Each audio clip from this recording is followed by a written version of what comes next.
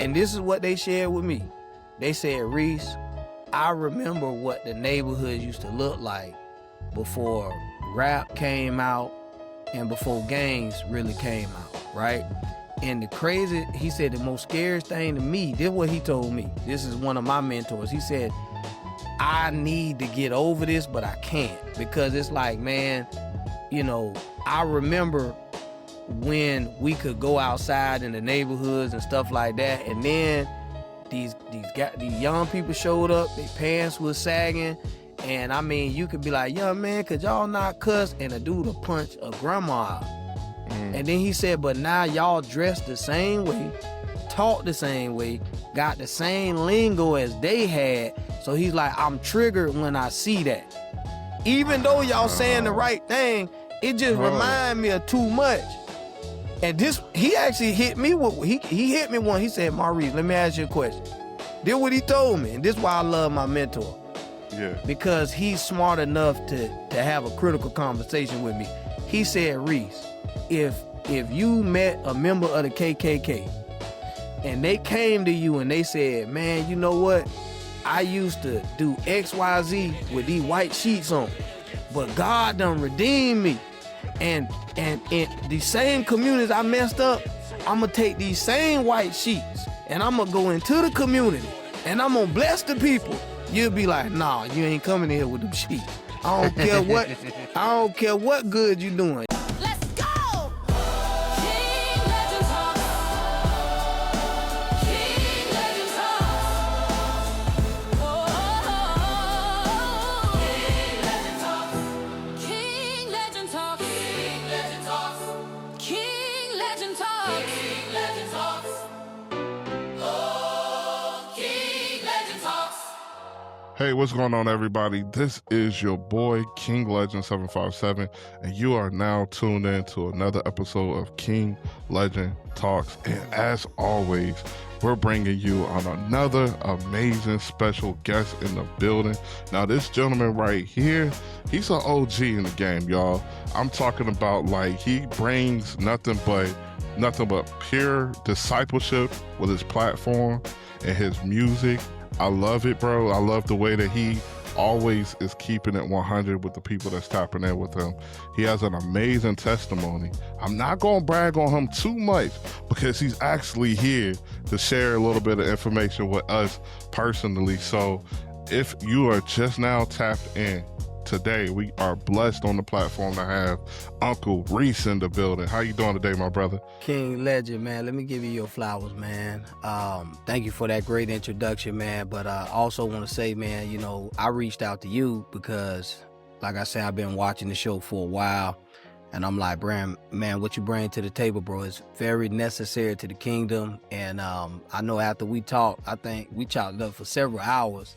I feel like we had a part two to our conversation on the phone. Yeah, exactly. So every time we chop it up, we're going to talk for hours, man. And when I felt your heart, bro, I was like, okay, he really for the culture. He's really for the kingdom. So let me give you your flowers as well, my brother. Man, I appreciate that, but I got to give you those flowers right back, my brother. Like, you've really been doing this for a while, bro, like consistently. You know what I'm saying? With the music that you've been putting in, the lives that you've been impacting, the obedience that you've had on full display. I know it's inspiring so many people, bro, including what you're doing at the church, being active, not just being a hearer of the word, but an actual doer of the word. You know, like that might look like even just walking up on somebody at Walmart and sharing the gospel, but like you really be on that, bro. They getting that, bro. I'm talking about wherever I'm at, somebody gonna get it, and somebody's gonna experience the love of God. You know, Absolutely. I know we're gonna get deeper into it, but that's really my MO, man. That's my modus operandi, man. Like, I want people to experience the presence of God like I've experienced the presence of God. And I feel like if we're actually believers, we should be open to those type of encounters. Absolutely. It's part of it, the Great Commission. You know, we're called to go out here and make disciples, and that applies to everybody, not just the pastor of the church, not just the praise leader. That applies to everybody. If you are truly a believer in Christ, we are charged with that, to go out here and spread this gospel.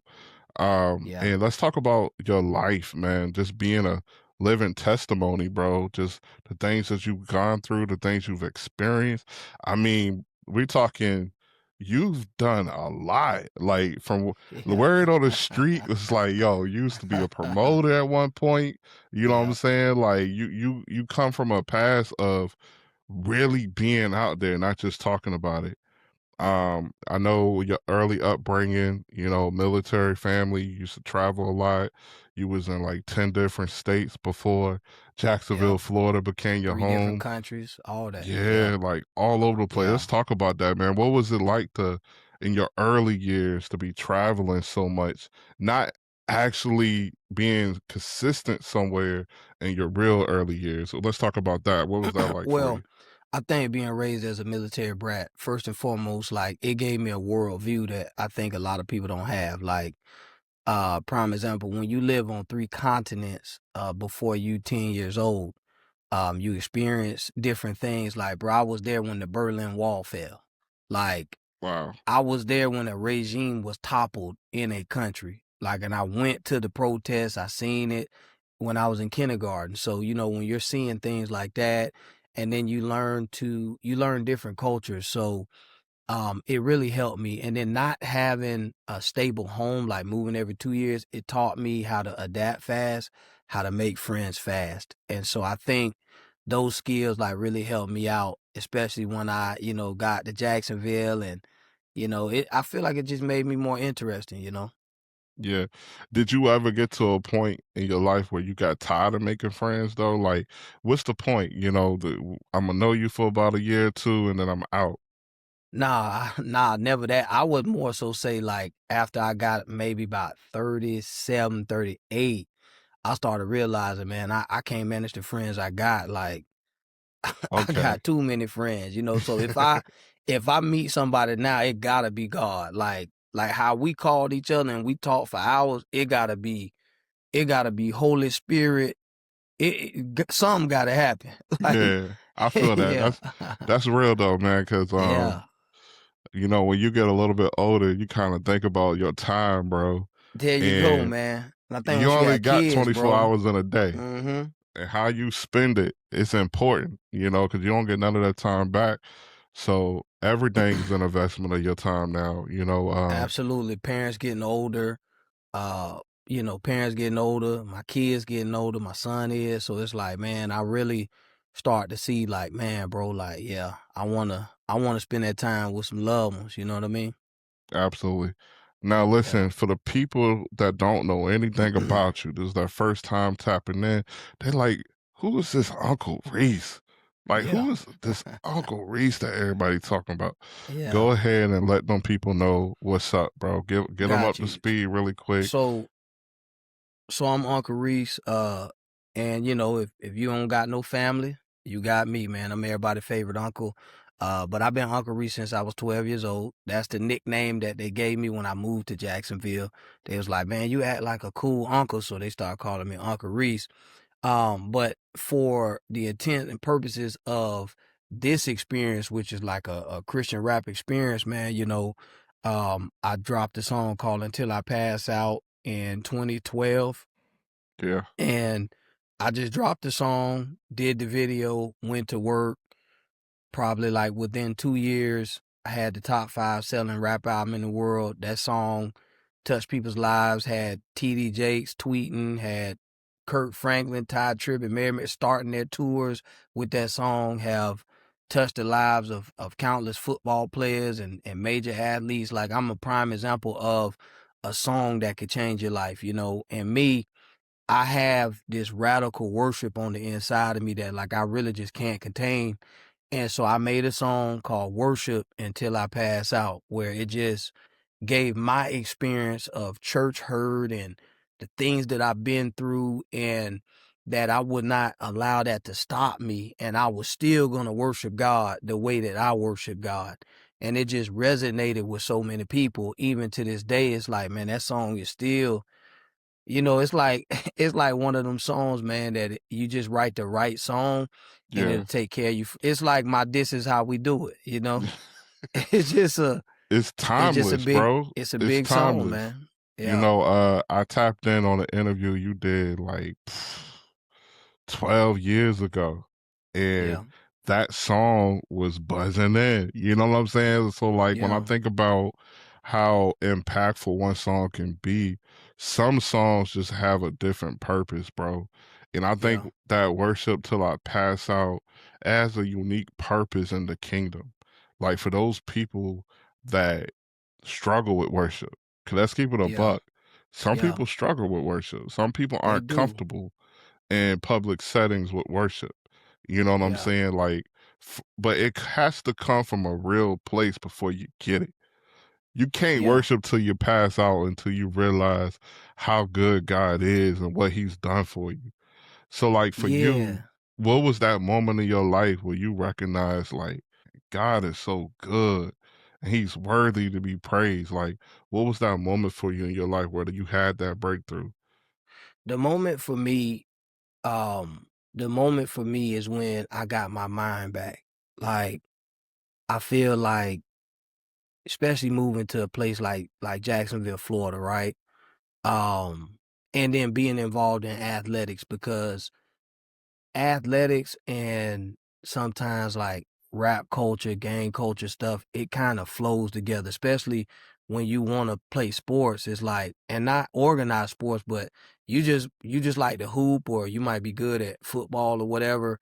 And you just sometimes get put in situations because of where you hang out, or where you live, or where your parents choose to buy a house.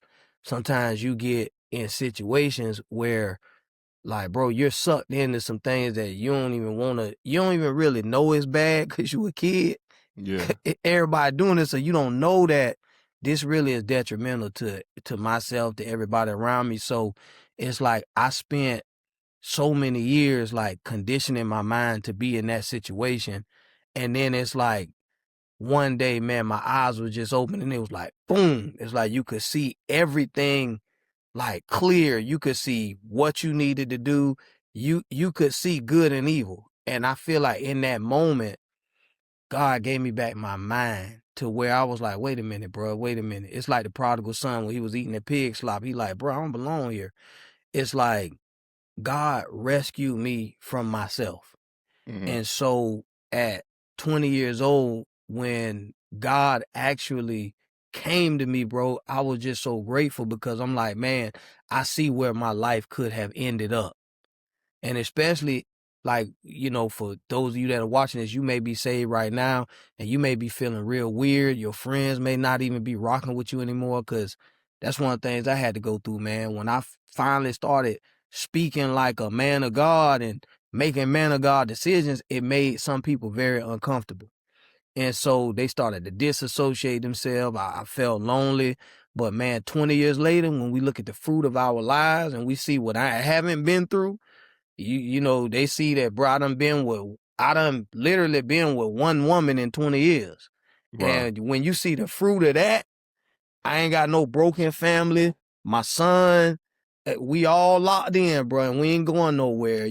I didn't create a broken family because of God. So when you start to realize that type of stuff, and you be like, dang, bro, God really kept me. And yeah. I came from club culture. I was a rageaholic. So it's like, it's quite natural that I brought that experience into my faith. So when I turned up, bro, I turned all the way up, bro. You know what I'm saying? Yeah. Now, if I'm not mistaken, you went through like when you really started to take God serious, you really dedicated your life to Him. You went through, I forgot how many years was it of being celibate? Like no 10 sex, years. So 10 years? listen, I gave my life to God June 2004. Mm-hmm. I remained celibate until my wedding night in 2014. But, Wow. well, this is the thing. It ain't even no wow. It's like God supernaturally just shielded my mind.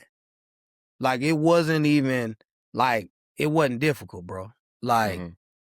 so that's why I'm like, I can't really write no book. You know what I mean? Because it's like, I don't Right. know if God will do that for you. And that's my relationship with God. I'm like, hey, you do what God tells you to do, you get what you get, and you be okay with that. That's real. Yeah, That's really Bible though. The basic instructions before leaving Earth. When we look yeah, at the things that God requires of us, it's for our own good. Like, it really is. when we start to think about it, if you just listen to the things God tell you to do, they're not there to hurt you at all. And we get upset sometimes when we're in our baby states, spiritual infant phase. You start to feel like you got all these rules, but you start to realize that really they're just guardrails for your life to live holy because the I'm God we serve is holy. I'm trying to So tell you, bro. yeah, so we have to continue to walk that narrow path because the world is filled with so many distractions to get you off course. And it's easy to do. Yeah, and I wanna be honest with people too. Like what they told you about the gospel, some of that stuff ain't true, man. Like it don't always end good. Yeah, Like it don't always end, bro. You could die for this. for real. Like Yeah. you could get killed for this. Like, and not just in a death sense, but bro, you could lose your career, you could lose a relationship, you could lose friendships. Like, so it ain't always fairy tale endings, bro. Like there have been times where standing up for God cost me things too. So that's a part of it. But our our I guess our hope is that there is a life after this one. Talk about it. So that's the actual hope of our faith. Like there is a God that we sinned, Adam sinned, we were disconnected from God. He had a plan to redeem us, which was Jesus Christ. And now we are redeemed to God. And this life is a vapor because we get eternity at the end. That is the only hope. Yes. Anybody else sell you any other hope, they lying. Facts. You just said something that a lot of people don't really take enough time to think about. And that's the word eternity. You Yeah, see, this life is nothing more than just a vapor compared to eternity. And so if yeah, you spend all your time thinking about today and putting all your effort into today, you're not thinking about eternity at all. And what I've noticed is when you have the perspective of eternity thinking, you're thinking about pouring into your spirit, things yeah, like that, investing into your spirit because that's the only thing that's going to last all throughout yeah, eternity. And so we yeah, start to think of things like winning souls. Go figure. We thinking yeah, about the laws because we yeah, know if they die in that state, they're going to be in hell for all eternity. So now you have a actual urgency that you didn't have before because you're focused on eternity, winning yes, souls for the kingdom, your actual assignment, being the salt and the light of the earth. We are ambassadors for Christ. You think like that when you're focused on eternity. You know what yeah, I'm saying? yeah. And it's like when you in right standing with God, bro, you can see people. Mm-hmm. For me, that's one of the most important things for me. Like when I'm actually in the will of God, I see people.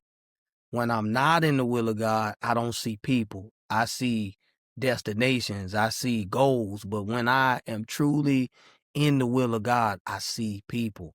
And I Mm-hmm. think that's the purest form of Christianity that we can have is where we actually see people and we care about people. Because I feel like that's what God cares about. That's why we're allowed to make songs. That's why you're allowed to have this show. That's why holy culture exists. It is for the people. Mm-hmm. If it ain't for the people, what's the point? You get what I'm saying? Absolutely. And I love the way you put that. We're allowed to do this. That means God granted us the ability to do this. This didn't happen in our own strength. You get what I'm saying? We're just Yeah. stewards of what God has given us, the assignment God has for us. And when we realize that all we're doing is stewarding what God has given us, we will handle it differently with more respect and more reverence. Because I recognize that, bro, this ain't me. You get what I'm saying? Yeah. Like, this is Yeah. not my platform. What Yeah. I do is unto him. And the way I do this has to be in excellence because I don't want to give him nothing sloppy. I don't want to Yeah, give him something that that I didn't put my all into to honor him. You get what I'm yeah, saying? So yeah, this is more than just a platform. This is more than just a conversation. What we're having right now is dialogue, but with the intention of those people listening that their lives will be changed. This is so yeah, much bigger than us. and And they that's the same will way be it is when we read changed. the scriptures. It's so much bigger than you. Yeah, their lives will be changed, bro. Like one thing I love about God, man, is He don't really need our help. Like we get to help God. Like if God want to reach somebody, bro, He'll get them. Facts. Whether we do what we do or not. So it's really we get to co-labor with God, man. So, Yeah. but it's no greater reward than being on this side, man. What is some of the things that you wish somebody would have told you in your early walk, bro, of being a believer? I wish somebody that I would have respected would have told me to chill out earlier. Like seriously, like chill out, bro. Like i- it's good to believe you could save the world, but brother, you ain't got to hurt yourself to save the world. Like, bro, like I really wish somebody would have been like, "Hey, bro, you got it, bro. It's all good, bro. Like, you ain't got to be perfect, bro. Like, you can make a mistake. Like, there's grace. I wish somebody told me there was grace for me too. Mm-hmm. Like, I felt like to be a leader in this space, like I had to be just 100% perfect. And I Yeah. really wish somebody would have told me earlier that, hey, bro, like it's okay, bro. Like, and you can even make a mistake in front of people. Like, I ain't talking about no detriment. I ain't talking about no life shattering mistake, but I'm saying like it's okay to say you don't know. It's Yeah. okay like to say, hey, I have no idea where God's taking us, bro. Like it's okay, and that's a normal answer to say I don't know. I really wish somebody would taught me that earlier. Yeah, that's important because a lot of times instead of saying I don't know, but I'm gonna pray on it, you come up with your own idea just to sound smart. And Yeah, then you well, end up looking crazy in the end. well, our leaders was so stoic to me, man. So it's like when I came into the faith, everybody just looked like they had it all together. So I thought, man, like I have to have it all together. And Hmm. if I don't have it all together, I just need to fake it till I make it. And really, I Hmm. could have just been like, bro, I don't know. Like that Yeah. has been the greatest phrase I've ever said. Like, man, I don't know. You know, Yeah. I can say that now at 42, but at 27, man, I felt like, man, these people counting on me. They this. Nah, bro. Listen, don't die for them people, bro. Yeah, that's real, man. So like, Yeah, when I'm thinking about that as well, bro, it is making me think about the importance of discipleship. Because yeah, when you come into this faith, we all gonna have questions. And I'm talking the tough questions. You know what I mean? Like we all gonna really have those questions where we trying to figure it out. We want answers. Discipleship is so key in the walk of any believer's life. I don't know how people, accept Christ and then don't ever get involved with no other believers or fellowship whatsoever. yeah, That's just yeah, weird to me. Um, if anything, I want to be around like-minded individuals so I can go deeper in my walk with Christ, so I can learn this thing, be around other people who's been doing it for longer than me. You know what I'm saying? And there's going to be a lot of things where you only going to get that in the presence of the Holy Spirit, so don't get it twisted. But at the same yeah, time, we can't just completely avoid fellowshipping with those people who really are being discipled in Christ. Because a lot of the issues, and we about to talk music in a little bit, y'all, but a lot of the issues that I see, even with artists, bro, is they lack discipleship. Because the mistakes they make publicly could I have just been be like, prevented. bruh, like, cuz, like, who is you talk? Like, Like, where's your wise counsel? yo, I be like, nah, man, some of the mistakes they're making, I'm like, man, that really could have been avoided. Like 100%. with a good conversation and somebody you trust. Now, I'm gonna say this though. A lot of times, so I'm about to defend the young people now. I'm about to defend them young artists real quick. Let's get A it. lot of times when they go to be discipled, right? A lot of times, like the older saints, right, that are very ambitious, they'll disciple you, but they'll also mess around and try to do business with you or try to build something with you, like outside of you being built. And I feel like that's why it's kind of important that the people who disciple you, they really are focused on that being your experience. Mm-hmm. Cause me personally, I feel like discipleship, it happens in close proximity, right? Like a lot of the men that I disciple, bro, we talk often. They're able to come to my home. They can see my wife. They can see my son. I discipled a family. They lived with my family for 6 months. Like at that point, me and my wife we can't hide nothing from you for 6 months. Like you gonna see what we really about. You know what I'm saying? Yeah. Like, so I feel like if you're gonna disciple somebody, you do need to have a lifestyle where somebody could be with you for 6 months and not leave destroyed Mm-hmm. by your life. So, I feel like and I ain't talking about there, cause some people just stupid, right? I'm just be real. Some people just stupid. But for the ones that ain't, I've seen young people that want to get discipled, but then the person that's discipling them see their immense talent and then try to exploit it. And then it just mess up everything, dog. Yeah, one of the beautiful things about my pastor that's been discipling me is he don't care nothing at all about this podcast, bro. Yeah, that's what I'm saying. When we talk, he like, how your wife doing? How the kids Period. doing? Yeah. We ain't talking about the podcast. I had to ask him. I said, listen, Keeping it in perspective. I was like, do you care about the show at all? And he was like, I know you got a podcast, but I care about what you're doing. Like I care about Yeah. your soul. I care about your relationship with God. That's what I'm here, and that's what I focus on.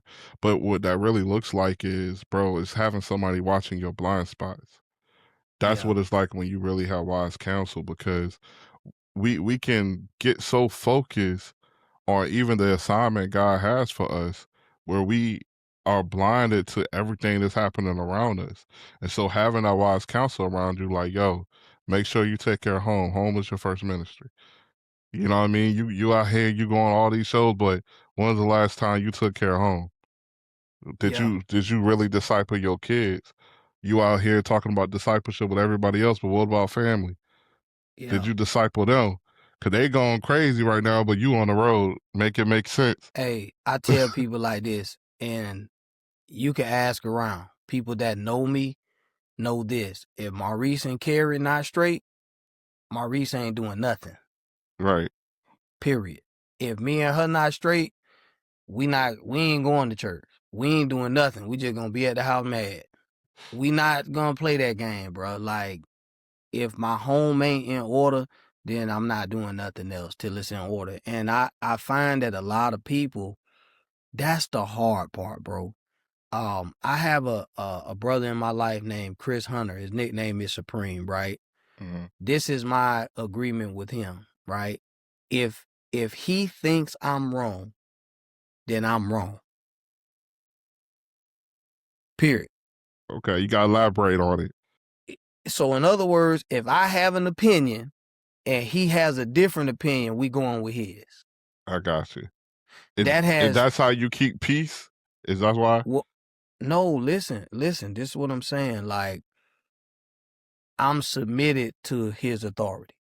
Oh, okay. I see what you're saying. But I trust his authority because it ain't failed me in 20 years. Mm-hmm.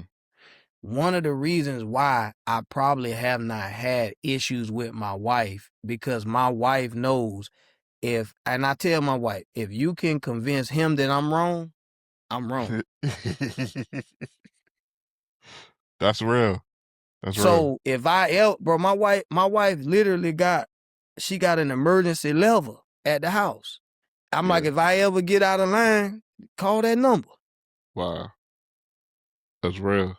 If he say I'm wrong, I'm wrong. I don't care if I'm right. And you say, It's look, like, it's been working for the last 20 years. no, listen, we ain't had the same fights y'all be having. 'Cause we don't even get there. It's like, Soon as things get, hey, we having a disagreement. Let's call Supreme. Like, I ain't talking about an argument. We're having a disagreement. So it's like, hey, because this is what's crazy to me, right? I don't ever want to be at the mercy of somebody's understanding, because it might take you 5 years to get it. It might take you 3-4 years to understand what I'm trying to tell you. But if we have somebody that we trust that can make a decision and we can move forward, that's how you avoid problems. But that's what discipleship really looks like, because I feel like people don't understand like what discipleship actually means. What mentorship actually is. Like, people don't even know where mentorship comes from. You remember that book we read in school, The Odyssey, with Homer, the Trojan horse, and all that? A long time ago. I don't remember. I ain't gonna hold you. No, we used to read it in elementary school. I ain't gonna hold you. I don't remember. Well, once again, I lived in Germany, so I don't know what they made. Yeah. But hey, look, you've been to over 10 states of the United States of America, all right? I only been to one school system. So it's Greek mythology, basically. It's a book called The Iliad. Basically, this king, back in the day when you used to go to war and stuff like that, like, you couldn't just fight a war in like a year. War, like, if you went to war, you'd have to leave your family for 10 years at a time. You know what I'm saying? So this king is going to war. He has a son. Odysseus is going to war. He has a son that's 8 years old, 9 years old. At 16, he has to take a test. He has to pass a test to become the king. If he does not pass that test, he will be killed.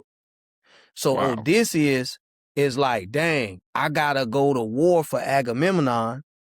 So now, when my son takes this test, I'm not going to be there to raise him to be a man that could pass this test, and my family's going to die if he don't become a man. So what he did is he called his best friend and he said, hey, I have to go to war, but I need you to raise my son to be a man because I'm not going to be here. Do you know what his friend's name was? What's that? Mentor. Got you. His friend's name was Mentor. He said, Mentor, raise my son to be a man where I cannot raise him. Teach him because I'm not going to be here. That's where the word mentor comes from. Gotcha. Look, we learned something new today here on King Legend Talks, y'all. Y'all heard it first. We just learned what the word mentor comes from. Yeah, a mentor is teaching you something that your parents couldn't give you. That's deep. Like, when you break it down like that, it even adds more emphasis on the importance of your parents was supposed to give you this. Yeah. But the way life is set up, life is actually set up so your parents can't give you nothing. Wow. That's heavy. Yeah, but listen, the public school system, like, bro, because back in the day, right, if we was back before the world was basically organized by crazy people that want to control us, right, your son would be a podcaster. My son would be a rapper because I'm a rapper. If I was a carpenter, my son would be a carpenter. Facts. If I was a farmer, my son would be a farmer. Yeah. So it's like every generation supposed to be more efficient at the same thing. Yeah. That's the way life's supposed to be. But, you know, now we got corporations and stuff like that, and people don't really raise their kids like that no more because, watch this, it's too convenient not to raise your kids.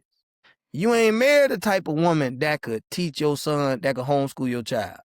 You know what I'm saying? Like, so now the word mentor is, we get mentors now because our fathers and our mothers can't give us something.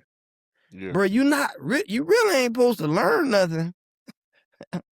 Your family you supposed to at least have somebody in your family that knows something, or they got to connect you to a master of some kind, and then that's when you become a real apprentice. Yeah. But that's what a mentor is. So a lot of times, when I deal with men, right, when it's even discipling men, it might take me 3 to 6 months to break you down to show you, bro, I really love you and I'm for you. Because, bro, men are so hurt by they daddies, bro. Like, oh my God, bro. It's like Yeah, real trauma. And then we don't people really know hurt. how to express it. You don't know. Yeah, So like when you disciple somebody, it could take years for you to trust me so that I can disciple you. that's real. But you want to know something though, bro? While you're talking Yeah. about that, I'm thinking the importance of biblical community. And I say this a Oh lot yeah. on this podcast, but I want you guys to understand something. When I first got around a whole bunch of brothers in Christ, I'm talking men, and it was able to see them be transparent and talk about things that we don't normally talk about, things that is normally not even safe to talk about. But being able to see that done in a way that honors God at the same time, it changed me. It transformed me because we don't see that. It's Were you easy to raised with talk your about father? it. Huh?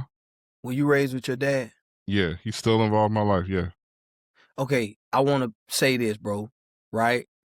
It's easy for me and you to be discipled by a man because we got a man. Right.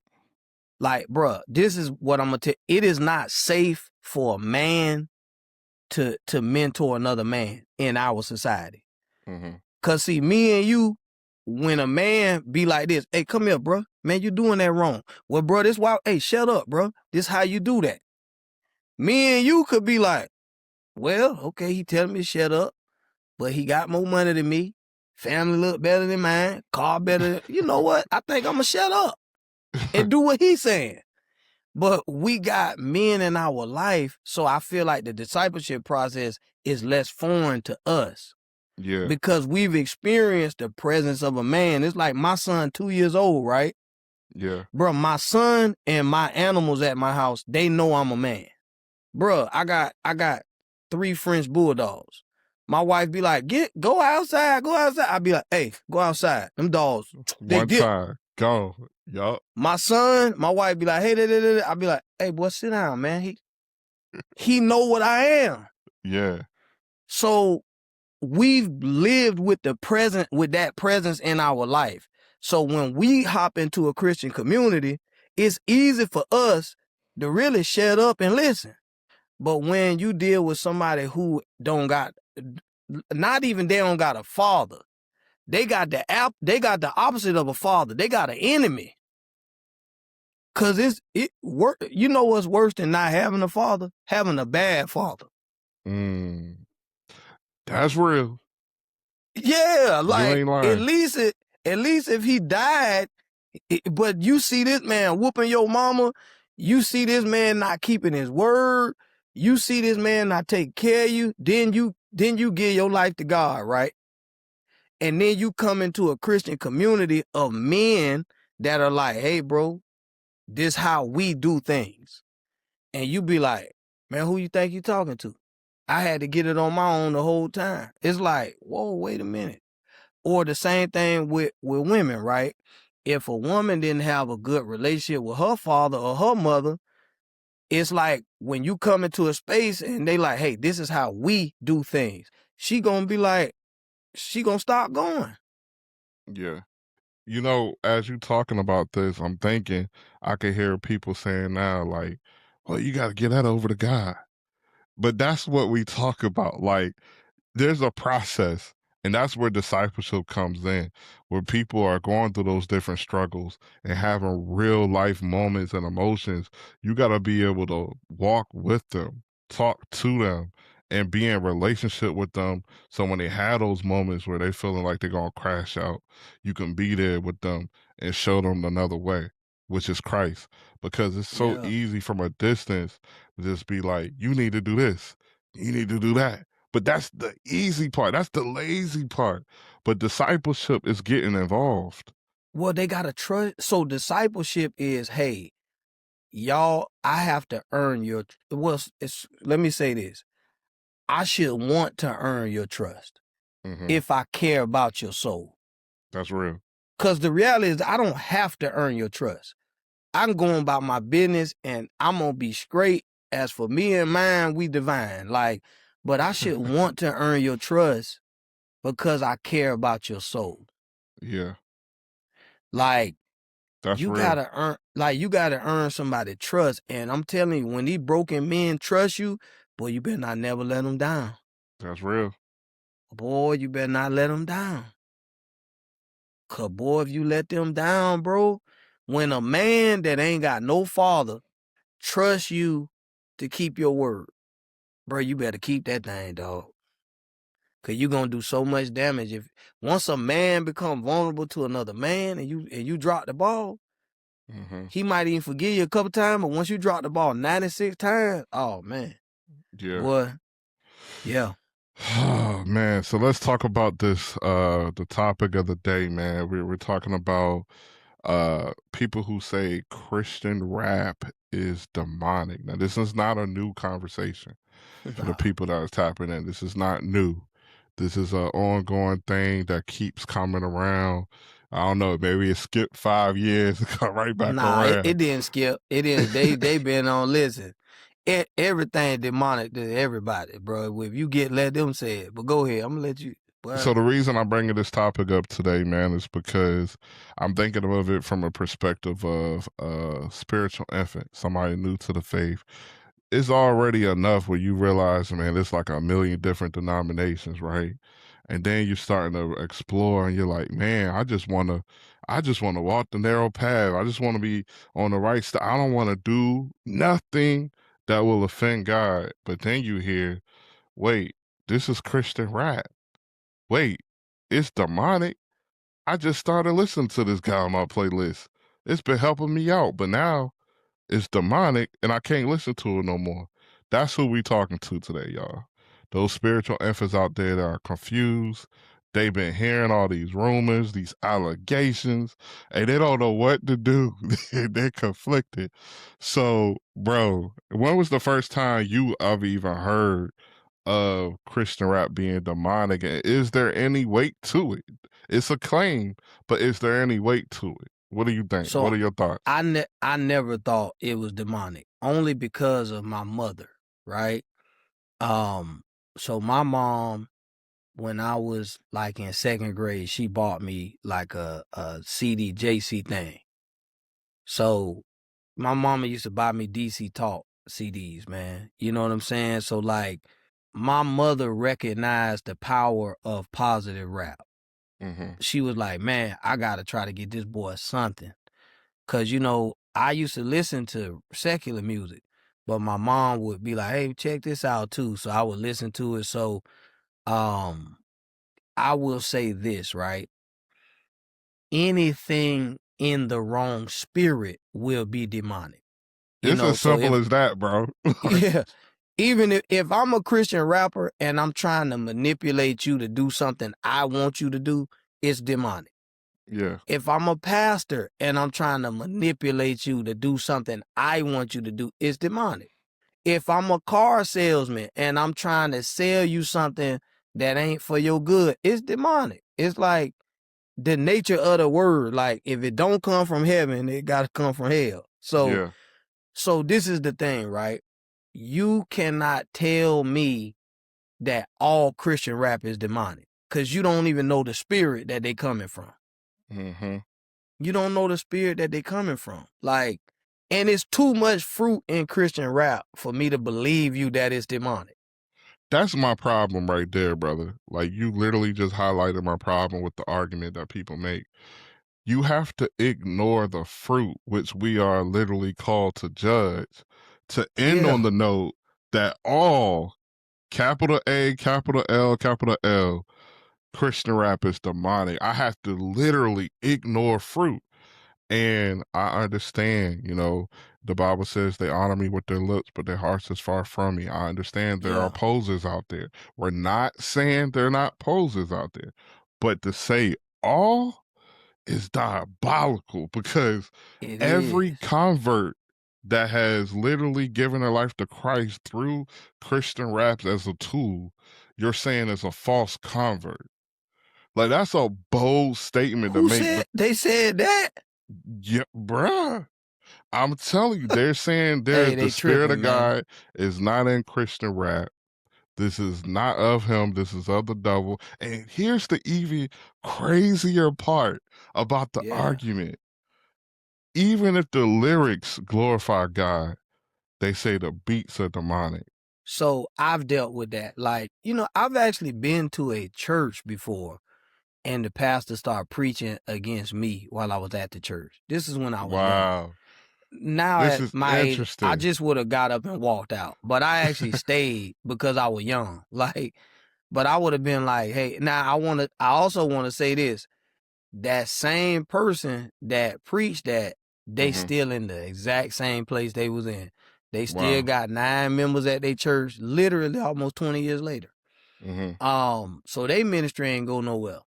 But I will say, and I presented an argument back then. I was like, well, hey, and they was like, well, did Jesus spit lyrics when he was rapping on the mound? And I said, well, did Jesus use a microphone? Did Jesus use speakers? Did he use, bruh, he didn't use those things because they weren't readily available. Exactly. It's one of those things where we say people gotta reach. Like, bro, that's a reach. Yeah. You know, but I also have to think about, bro, all right, okay, thank you, God. So what I also have to think about is this. Do people really believe this Bible, bro? Like, what are we talking about right now? Like, Well, we people serve, don't even know what the Bible says. yeah, that's a big problem. But my thing is, for those people who claim they do, it's like, man, do you know how powerful the God we serve actually is? Like he To can't even redeem something? think that something could stop him from doing his will is crazy to me. Yeah.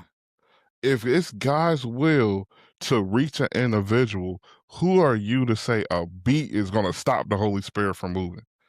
Like, what are we talking about right now? A beat stopping the all powerful God who created the universe. What kind of even comparison that is? I don't understand the thinking. Maybe you can help me make it make sense, So bro.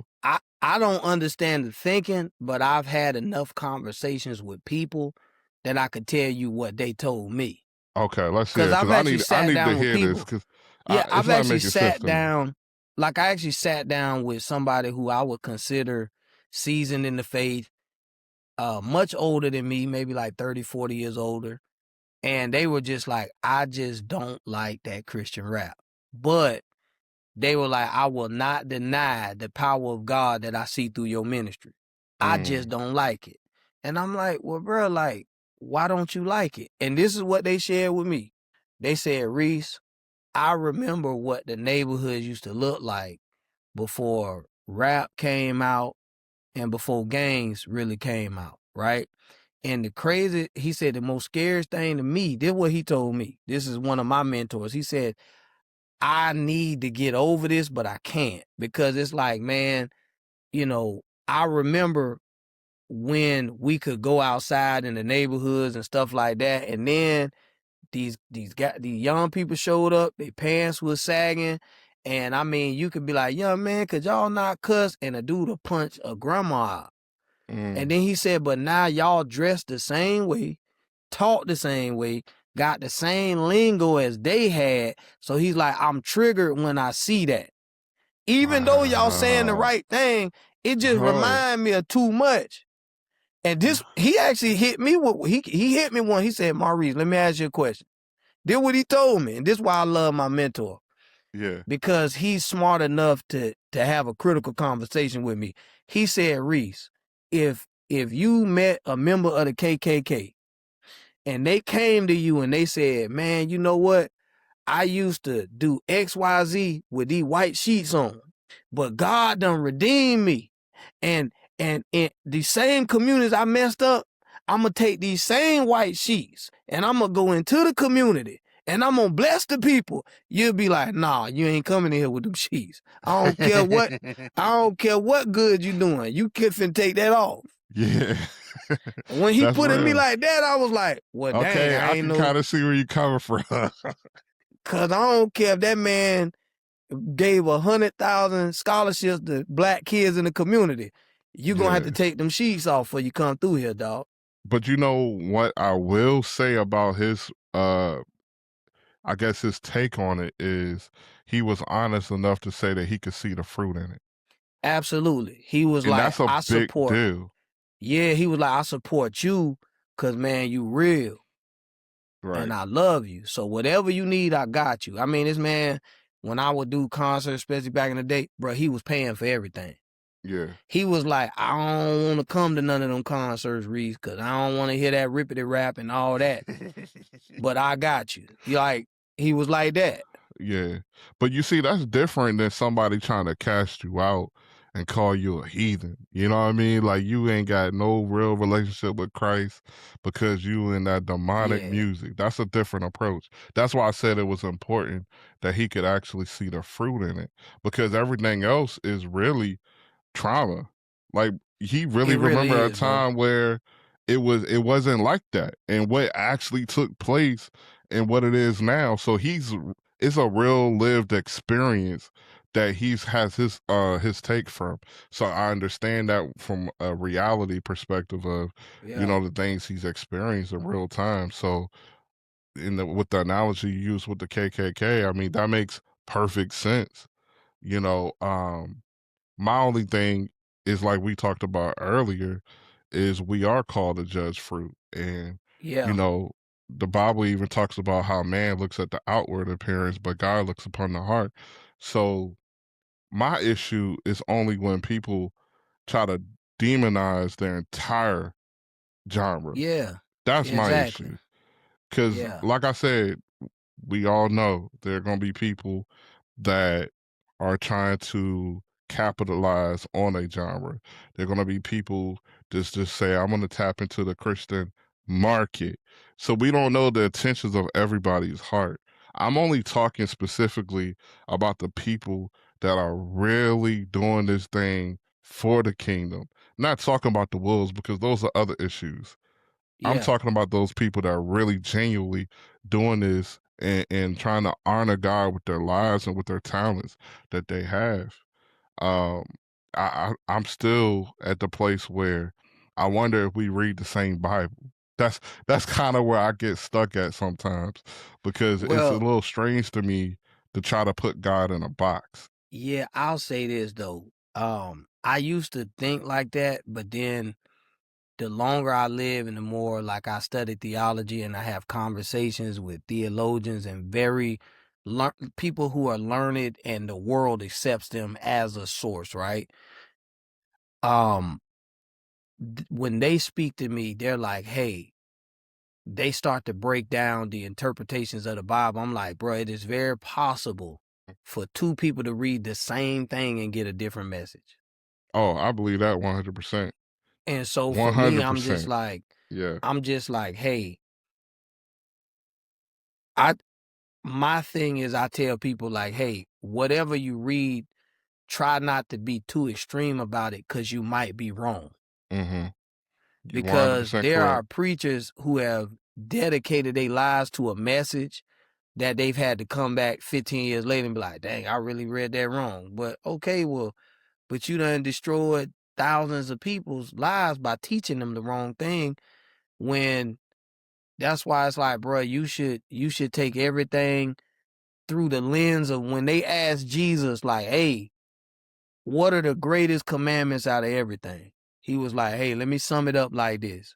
Love God with all your heart and love Mm-hmm. people. Exactly. I feel like if you focus on those two, anything that you learn, because this is how I feel, right? When you love God for real and you love people, even if I come across somebody who's sincerely wrong, I have enough respect for you not to disrespect you. Exactly.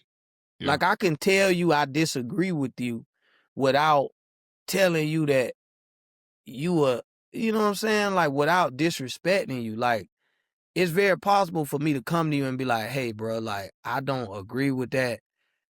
But, you as a man, if you feel you got to do that, then man, do it to the best of your ability. If it don't harm me, if it don't harm my family, if it doesn't harm my community, then we don't have to necessarily have a tough conversation.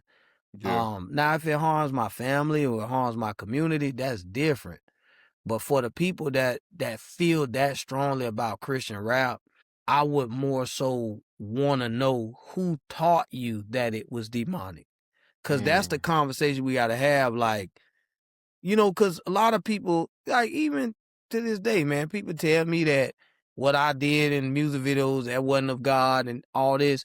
And so I ask people, who taught you that this wasn't of God? And can you explain to me how it's not of God?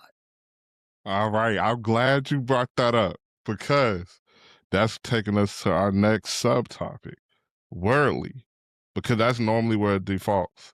You look Yeah. like the world, you dress like the world, so you must be like the world. So when people normally have those disagreements or different perspectives, they always default to worldly. So what does worldly look like? Like, what does that even mean? Um, when most people say worldly, what do you think they mean by that? For one, I think they're just saying that I think you're in sin, because I have a different definition of what. So when I say worldly, right, everybody has a different definition, right? Mm-hmm. When I say worldly, I would say that you are choosing the things of the world over the things of God, Okay. right? That's my definition. But to someone else, it's like, and then I'll say this for my definition. I'm like, hey, I think you're choosing the things of this world over the things of God. Like you have a greater value for the things of this world more than the things of God. Like, so, but that I can prove that in my own life or in somebody's life if they close to me, right? Mm-hmm.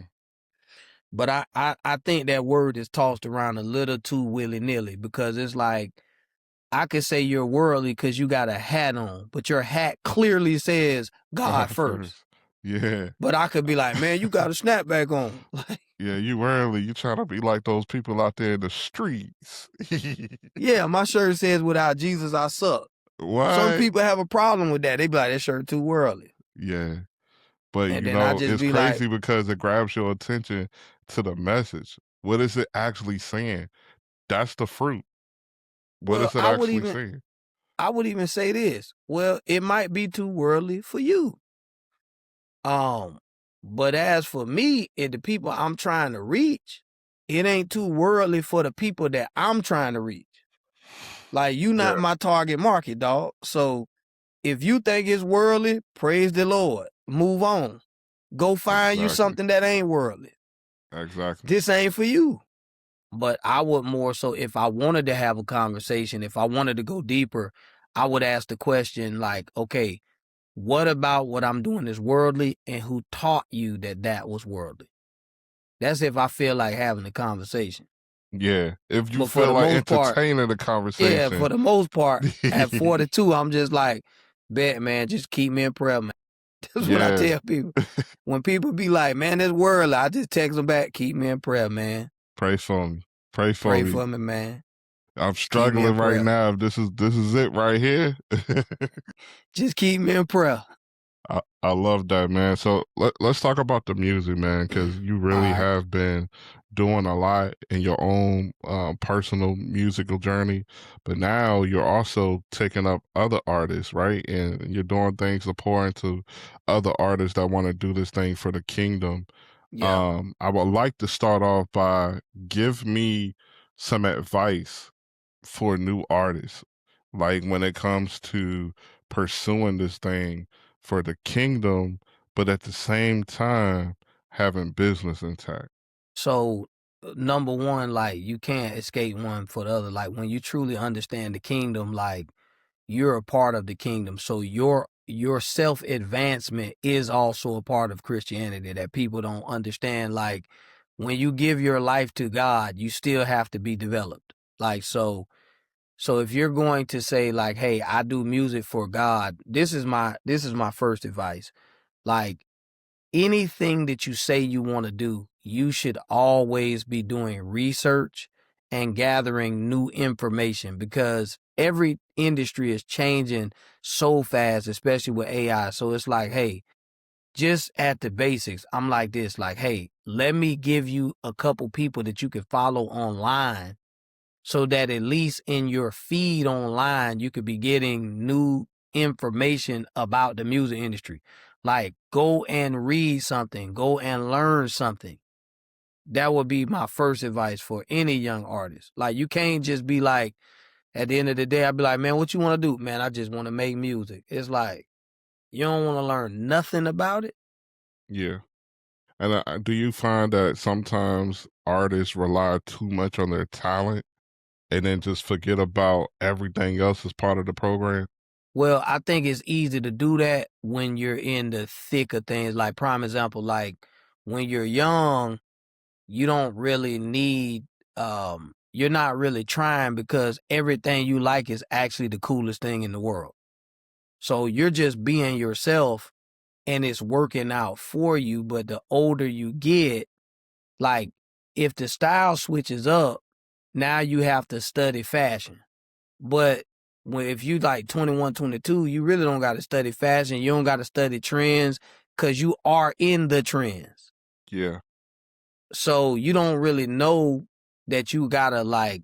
It's like when you younger. It's like it's easier to lose weight when you're younger, but at That's some a point you fact. gotta eat right. You know what I'm saying? So, but you don't know that. So I'm like, hey, bro, like you're just being you and it's working. But at the same time, if you had something else behind you, bro, it probably work even better. Hmm. Absolutely. Now let's go ahead and talk about like what do you feel God is leading you right now with all the years of experience that you have when it comes to music? Like what direction are you headed? So for me, man, it's really utilizing my information for an opportunity to disciple and lead men as they're starting their own ministries because this is an amazing opportunity to reach people for God. I want to see that more often than none. So a lot of the artists that I'm dealing with, they're people who I would consider them to have powerful ministries, or I look at how powerful their ministries could have been had they not got discouraged, had they not gave up, had they not kept hitting the brick wall. And so I'm just here to make sure you don't hit that brick wall. And I'm here to encourage you and lead you in your ministry like that you have for yourself. So this is a great tool to disciple men. And I've also found this out. When you can help a man take care of his family, man, they will appreciate you and it'll gain trust. So like with a Hmm. lot of the artists that I'm dealing with, none of the like it's only one artist I'm dealing with that's actually like a new artist. A lot of these men, like I've had relationship with them for over a decade for many of them. And so it's like I'm like I already liked their music, but I'm just like, hey, let me show you just a couple things you can do to actually generate revenue from this, and this will help subsidize your lifestyle and help you just accomplish more. And I found out that when you do that for a man, for a righteous man, it gains their trust, and then they allow you more access to their lives, and then they'll even come into your life even more. You know what I mean? And then the music is just the surface, man. But bro, I'm teaching men how to love their wives. I'm teaching men how to be better fathers. I'm teaching men about life insurance and saving and just simple things that like they may be simple for me because my dad was taught me these things, but I'm like, oh man, like everybody ain't have a dad like mine. So Yeah. I get to show men things that they probably ain't never heard. How would you say having a father like the one you have has impacted the decisions you make today as a grown adult man, like the It's things that you everything. do and the decisions you make? It's everything. I was not aware of how much it impacted me until I started to really like come into covenant with other men and begin to love other men and love their families and be in covenant with them. And then it's like when I introduced them to my father, they was like, oh my goodness, bro, like, bro, your dad is like amazing, cuz like, and it would be like a situation where I didn't know that he was that amazing because I didn't have another frame of reference. That's real. That's real. Yeah, I didn't know my dad. Like prime example, I know growing up, I've never been afraid. Like, I've never been afraid, ever. Because even when I was doing foolish things out there, I knew what none of that stuff gonna ever follow me home. I knew Hmm. if I could just get to my people house, I'm gonna be straight. Cause my dad would die for me. He would kill for me. He'll go to prison for me with a smile on his face. So I've never actually been afraid before. Right. He was a protector, and you knew it. All the way. So it's like, regardless of what happened, I'm like, hey, I could be doing whatever. If I could make it home, I'm You straight. good. I could sleep good at my house. Like, cause I ain't worried about nothing. Yeah. Okay. Okay. So, like, if I'm a new artist and I come and I approach you, first of all, how should I approach you? You know, like, Well, first and foremost, you can't approach me. Cause I don't roll like that. Like, come on, I'm Uncle not, Reece, come on, nah, I it's ain't rolling me. like, Say no. nah, I ain't, first off, you can't approach me. Like, that's Yeah. number one. Like, cause I'm not like, I'm not starting a new business because number one, this business, it ain't worth it. Like, I'm just gonna tell you that off rip. Like, and when I say it's not worth it, I'm saying me developing an artist in today's age, it's not worth it because the risk is just too great.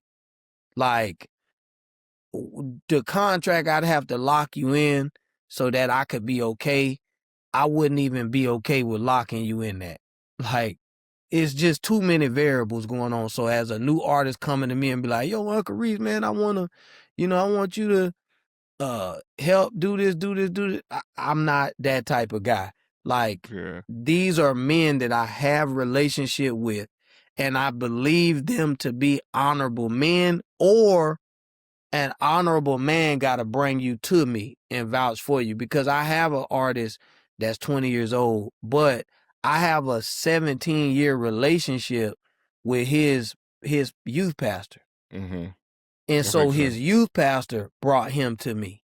Right. So, like, I deal with his youth pastor and we deal with him together. I got you. That makes sense, Yeah. man. That makes Yeah. sense. So, any words of wisdom you want to leave the people with today, my brother? We've been wrapping up here for over an hour and some change, man. We could probably do a part two and a part three, Yeah. but I want people that's tapping in right now, man. You got their ears at the moment, brother.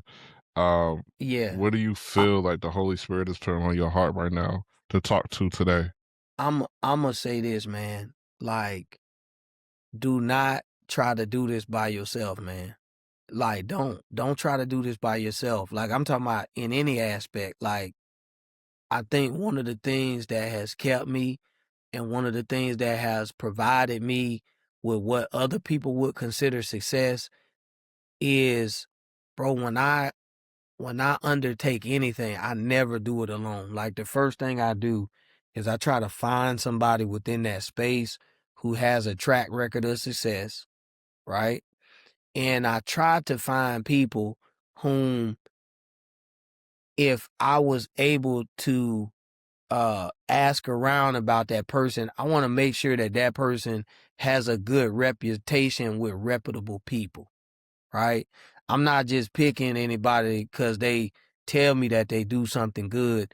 And then I actually want to see proof. Like, so, like, for me, like, when artists are like, hey, even my artists, like, and this is another reason why I would be scared to just take a random artist, because with the artists that I work with, my life is an open book. Like, they've seen what I've accomplished from music, far as even monetarily, email wise.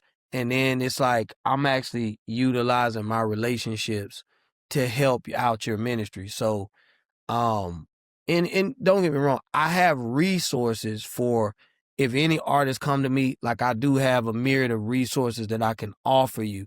But as far as us walking together and stuff like that, like, bro, there's a barrier of entry. There's other people that have to approve of you before I would bring you in, like, to the fold. But I would say this, regardless of um regardless of who doesn't accept you or whatever, That's never give up. Like, for real, bro. Like, cause not being accepted is just a part of life. And also, I would say this, man, get you a mentor as soon as possible in whatever field you're trying to overtake. That would be what I would say. And I would say this, man, understand that if you carry the gospel, you are the most important person on the planet, because you're shifting people's eternity. And I will want you to understand that God is real. And when you really do what he wants you to do, he will give you the greatest thing on earth. He'll change your heart. Right. Like, I think there's no greater miracle than to have a heart change, because I've even had situations that have physically gotten worse, but because God did something to my heart, it didn't bother me. And I think True. that is the true blessing, God changing your heart so you can even be in a bad situation, but you have peace in a bad situation. Yeah. That's that peace that surpasses all understanding, brother. Yeah. I love it. Tomorrow's not promised, and I'm starting to end all of my podcast interviews and things like that with this same message, because it really hits home for me. I've been on my deathbed. I done been on the ventilator 12 days, Man. and Jesus came in there and rescued me. Um, Recently, for those people, if you've really been tapped in, I'm on tour right now with the podcast. And we had DJ I Rock Jesus on the panel at my last stop. He's no longer here with us today. He's in heaven. And we talked about tomorrow not being promised on that panel discussion. Did not know that, little less than 2 weeks later, he would be gone from us. And so the reason I'm starting to end these interviews with this is because it's important that we think about eternity and where we're standing with God right now in this moment. I encourage people, those who were tapping in to this conversation, this whole time we've been talking about the faith. We've been talking about biblical principles. We've been talking about our passion for Christ. But what about you? What does your life look like right now? Are you really putting God first? Are you really taking this walk serious? Or are you just calling yourself a Christian because it's what everyone else says? Are you really serious about your relationship with God? Take a moment, have a heart check. Don't worry about what nobody else is thinking or what it looks like. What is it really like? It's a heart check moment, because tomorrow is not promised. Don't take uh this opportunity for granted to get your life right. Um, it's a great opportunity to repent. That's what I say. It's a great opportunity to repent for anything that you feel like you've done wrong, because it's better to have peace with God before you leave than to try to make it after you leave, because you ain't got no opportunity once it's over. Judgment Day has been set. So I love y'all. Thank you for watching this episode of King Legend Talks. Uncle Reece, man, it was really a blessing to have you here. We rap 6 hours now, you know what I'm saying? But we kind of knew going in it was going to be like this, because it's just kind of how it is when we chop it up, man. Like, I really rock with people who are authentic, you know what I'm saying? And when I realized that, man, like, you really got a story to tell and you got so much wisdom and experience, man, I'm like a sponge, bro. I sit back and listen sometimes. Like, people don't know, like, I had this podcast, but the one of the best things about being a podcast host is listening to so many people that has had so many experiences.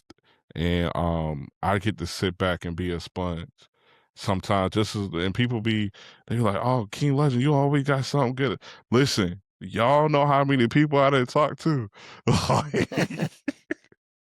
this is the blessing in disguise right here. Just being able to get so much wisdom from you guys that come on the platform. So for the listeners listening in, hey, I'm a listener too. You feel me? So I appreciate you for your time, my brother, for coming up here today.